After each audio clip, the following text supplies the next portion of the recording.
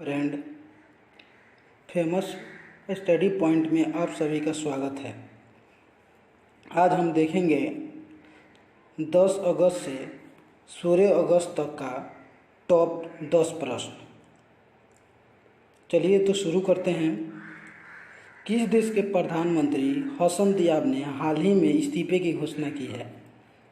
तो लेबनान के प्रधानमंत्री हसन दियाब ने इस्तीफे की घोषणा की है। लेबनान की राजधानी बेरूत में शक्तिशाली धमाके के बाद लोगों की मांग के आगे झुकते हुए प्रधानमंत्री हसन दियाब ने इस्तीफे की घोषणा की है। लेबनान के राष्ट्रपति माइकल आउन्स ने प्रधानमंत्री समेत पूरी सरकार का इस्तीफा मंजूर कर लिया है। हालांकि राष्ट्रपति ने हसन दियाब से नई सरकार के गठन तक पद पर बने रहने को कहा है। अगला प्रश्न देखते हैं। भारत ने हाल ही में मालदीव को कितने मिलियन अमेरिकी डॉलर की सहायता प्रदान की है? तो इसका आंसर हो जाएगा 500 मिलियन अमेरिकी डॉलर। भारत के विदेश मंत्री एस जयशंकर ने घोषणा की कि भारत सरकार मालदीव को 100 मिलियन अमेरिकी डॉलर का अनुदान और 400 मिलियन अमेरिकी डॉलर का ऋण प्रदान करेगा। इसी धनराशि का उपयोग कनेक्टिविटी परियोजना के लिए किया जाएगा। भारत की वित्तीय सहायता से मालदीव में लागू की जाने वाली यह परियोजना मालदीव में सबसे बड़ी बुनियादी ढांचा परियोजना होगी। यह 6.7 किलोमीटर की पुल निर्माण परियोजना है जो माले को मालदीव में 3 अन्य पड़ोसी द्वीपों बिलिंगिनी, गुलिफाहू और थिलाफूसी से जोड़ेगी। अगला प्रश्न है, राष्ट्रीय हथकरघा दिवस निम्न में से किस दिन मनाया जाता है? तो राष्ट्रीय हथकरघा दिवस 7 अगस्त को मनाया जाता है। प्रतिवर्ष 7 अगस्त को राष्ट्रीय हथकरघा दिवस मनाया जाता है। इस वर्ष राष्ट्रीय हथकरघा दिवस का 5वां संस्करण मनाया जा रहा है। इसका उद्देश्य भारत में हथकरघा कारीगरों को सम्मानित करना है तथा देश देश के हथकरघा उद्योग पर प्रकाश डालना है। ठीक है, अगला प्रश्न देखते हैं। किस राज्य सरकार ने 2 अक्टूबर से अरुणोदय योजना लागू करने की घोषणा की है? तो अरुणोदय योजना कौन सी सरकार लागू करने की घोषणा की है? तो इसका आंसर हो जाएगा असम सरकार। असम सरकार ने लगभग 17 लाख परिवारों को वित्तीय सहायता उपलब्ध कराने के उद्देश्य से असम सरकार राज्य में 2 अक्टूबर से अरुणोदय योजना लागू करने की पूरी तरह से तैयार है। इस योजना के तहत आवश्यक वस्तु खरीदने के लिए पात्र परिवारों को 830 रुपये प्रति महीने दिए जाएंगे। असम में यह सबसे बड़ी प्रत्यक्ष लाभ अंतरण योजना होगी। इस योजना से प्रत्येक विधानसभा क्षेत्र के 15 से 17 हज़ार परिवारों को लाभ पहुंचेगा। अरुणोदय योजना के लिए असम सरकार ने 210 करोड़ रुपये प्रति महीने वहन करेगी। अगला प्रश्न है, विश्व हाथी दिवस निम्न में से किस दिन मनाया जाता है? तो विश्व हाथी दिवस 12 अगस्त को मनाया जाता है। प्रतिवर्ष 12 अगस्त को विश्व हाथी दिवस का रूप में मनाया जाता है। इसका उद्देश्य एशियाई और अफ्रीका हाथियों के बारे में जागरूकता फैलाना है। पहली बार 12 अगस्त 2012 को अंतर्राष्ट्रीय गज दिवस के रूप में मनाया गया था।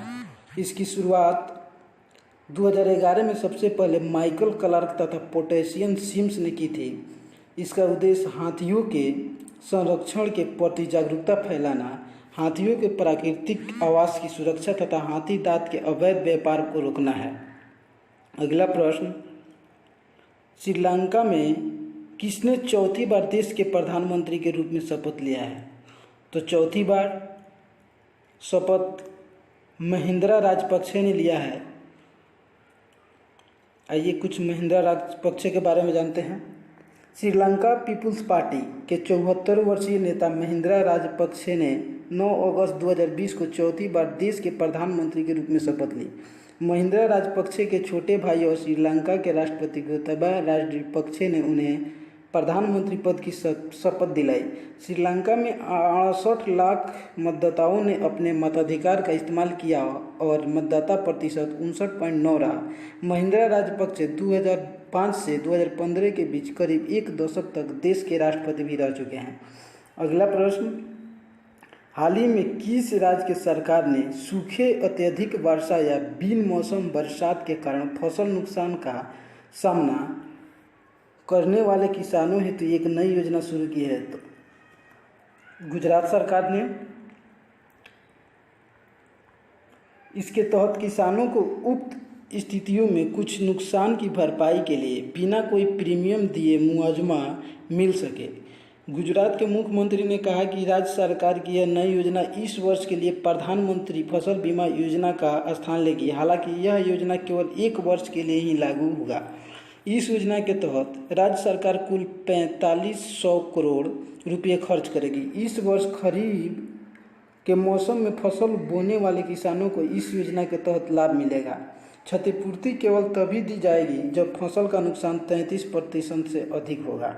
अगला प्रश्न देखते हैं, प्रधानमंत्री नरेंद्र मोदी के अनुसार ग्रेट निकोबार द्वीप में कितने करोड़ रुपए की लागत से एक ट्रांसपेमेंट पोर्ट का निर्माण करने की योजना बनाई गई है? तो 10,000 करोड़ रुपये का।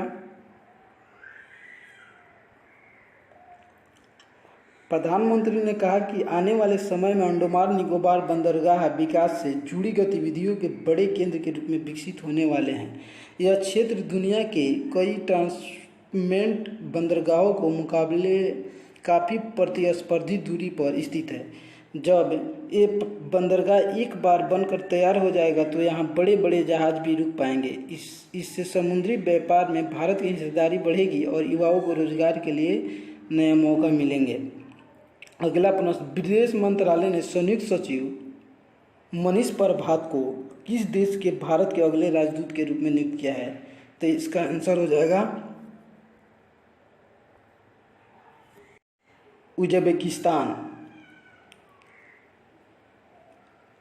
विदेश मंत्रालय के संयुक्त सचिव मनीष प्रभात को उज्बेकिस्तान में भारत के अगले राजदूत के रूप में नियुक्त किया गया है। विदेश मंत्रालय के अनुसार 13 मार्च 2019 को संतोष झा को उज्बेकिस्तान गणराज्य में भारत के अगले राजदूत के रूप में नियुक्त किया गया था। इसके पहले संतोष झा भारत के दूतावास वाशिंगटन डीसी यूएसए के उप प्रमुख के रूप में काम कर रहे थे। मनीष प्रभात अब संतोष झा की जगह लेंगे। निम्न में से किस देश के उन्नत मिसाइल रक्षा प्रणाली एरो 2 का सफल परीक्षण किया है? तो इसका आंसर हो जाएगा इजरायल।